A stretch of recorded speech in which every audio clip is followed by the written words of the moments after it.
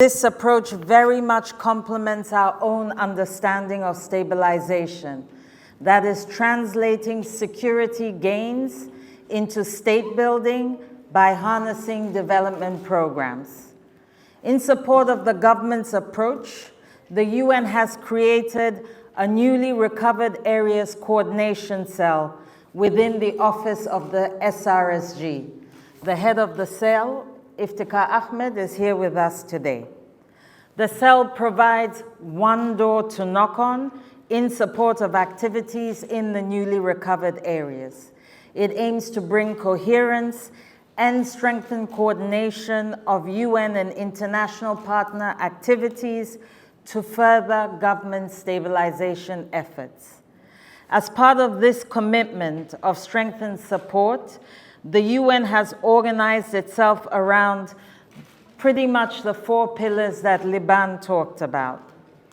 These are pillars directly relevant to what we have heard today. The first phase is a pre-recovery phase, a review phase where conflict dynamics and basic needs of areas are analyzed before the start of military operations.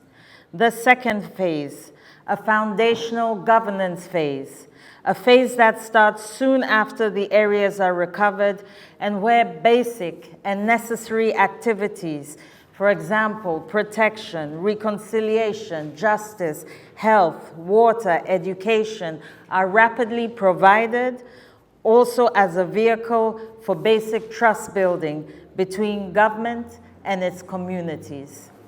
A third phase, a transitional governance phase, focused on establishing or strengthening inclusive community structures, service delivery, and governance processes.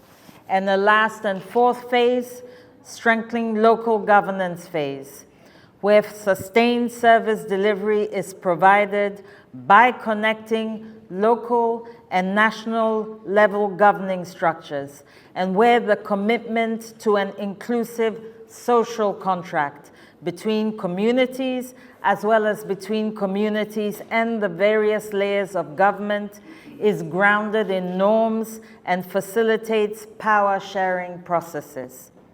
Ladies and gentlemen, we've heard today, and the UN recognizes the challenges that Somalia is grappling with when it comes to stabilization, and in the context also of a security transition. We have heard from previous speakers, and we note the need for sustained political focus, sufficient security to hold, and adequate resources to most importantly implement. I call on all UN and international partners to redouble efforts in support of government stabilization efforts. We also believe, as the UN, that the government-led, area-based approach presented today provides a platform through which some of these challenges can be tackled. We look forward to working with you to translate this strategy into concrete action, and I am confident that through continued partnership, we will contribute towards Somalia's vision of the future. A Somalia at peace with itself and the world. I thank you.